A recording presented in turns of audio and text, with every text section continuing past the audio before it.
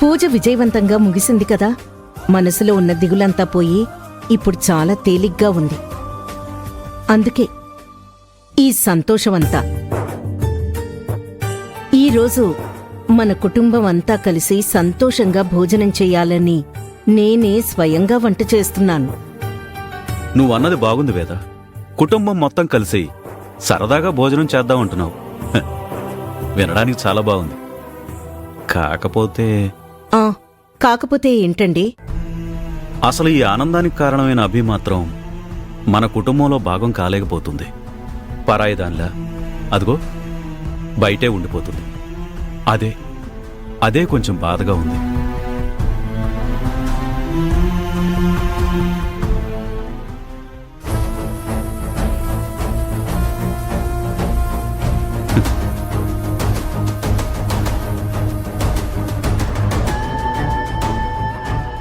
వేద, ఒక్క విషయం అడుగుతాను, చెప్తావా? అభి గురించి నీకు తెలుసు.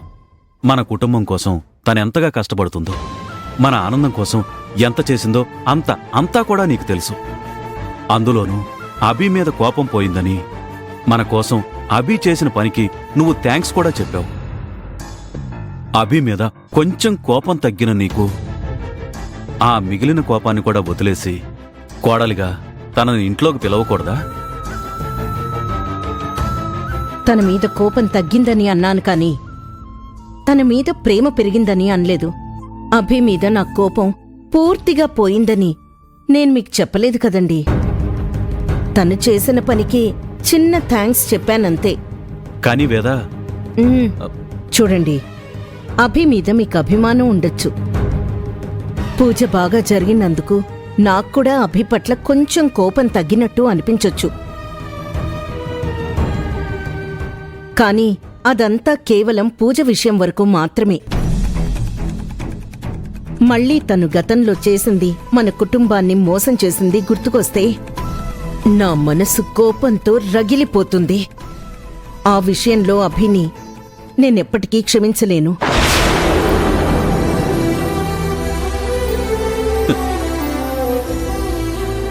ఏంటో వేదా, పెళ్ళై ఇన్నాళ్లైనా కాని నీ మనసేంటో పూర్తిగా ఇంతవరకు నాకు అర్థం కావట్లేదు.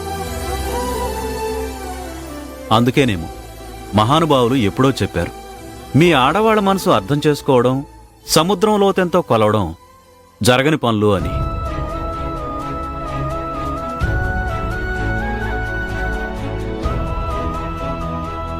ఆడవారి మాటలకు అర్థాలే వేరులే.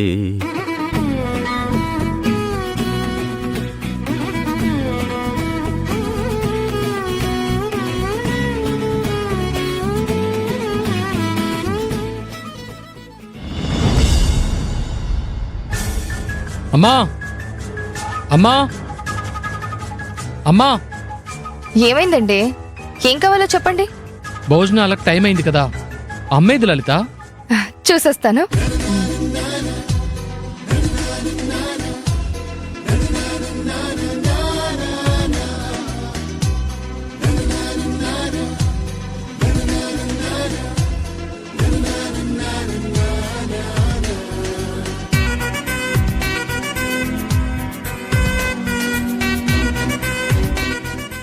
ఏమైంది? ఇలా వెళ్ళి అలా వచ్చారు?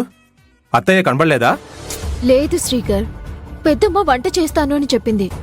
ఇప్పుడు చూస్తే అక్కడ పెద్దమ్మ లేదు, చేసిన వంటలు లేవు. అదేంటి, అమ్మ ఎక్కడికి వెళ్ళినట్టు? రాజీవ్, శ్రీకర్, ఏమండి, లలిత, ఐరేంద్రి. అమ్మా, ఏం చేస్తున్నావు? ఇవన్నీ ఇక్కడెందుకు పెట్టావు? ఏంటమ్మా, భోజనాలు ఇక్కడ ఏర్పాటు చేస్తున్నావు? ఏంట్రా మీ గోలా? ఇక్కడ భోజనం చేయకూడదా ఏంటి?